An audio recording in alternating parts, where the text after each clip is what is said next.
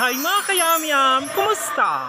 For today's ganap, isi-share ko sa inyo ang mga inspirasyon ng mga volleyball players, mga iniidolo nilang mga volleyball players locally and internationally.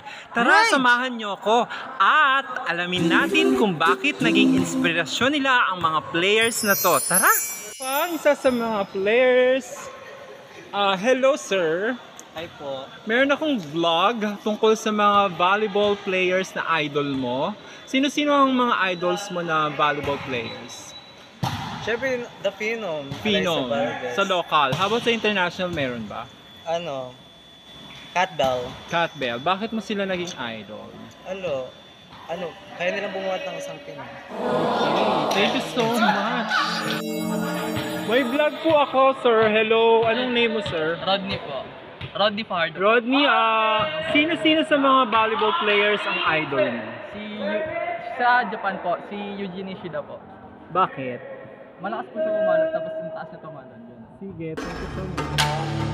Ito po ang isa sa mga players. Hello po. Hello sir. Anong name mo, sir? Raiken.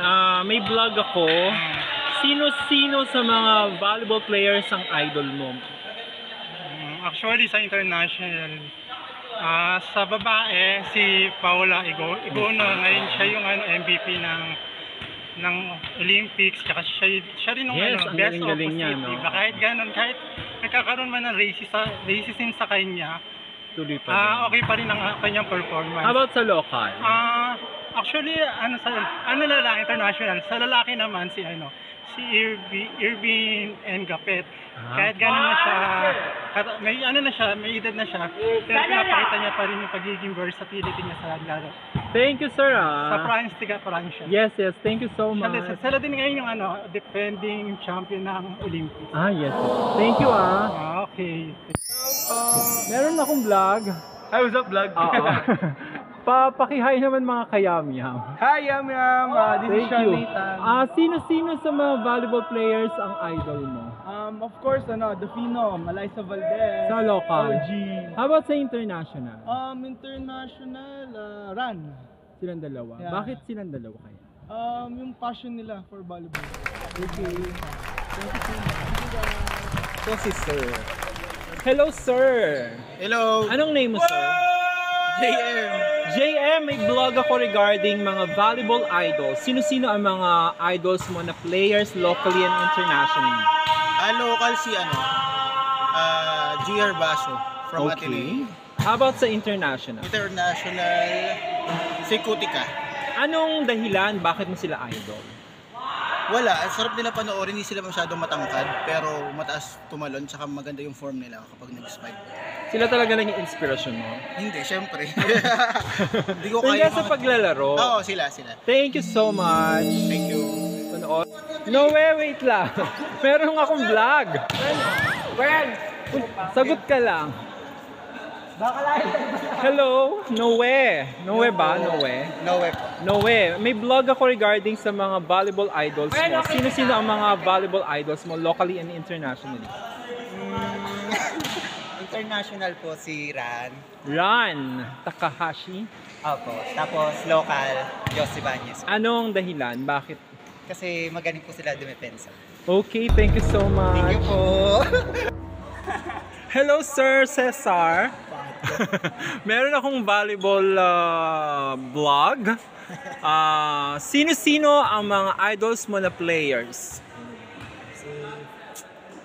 Alyssa Valdez, the Phenom, tsaka Daki. Sa local, how about sa international meron? International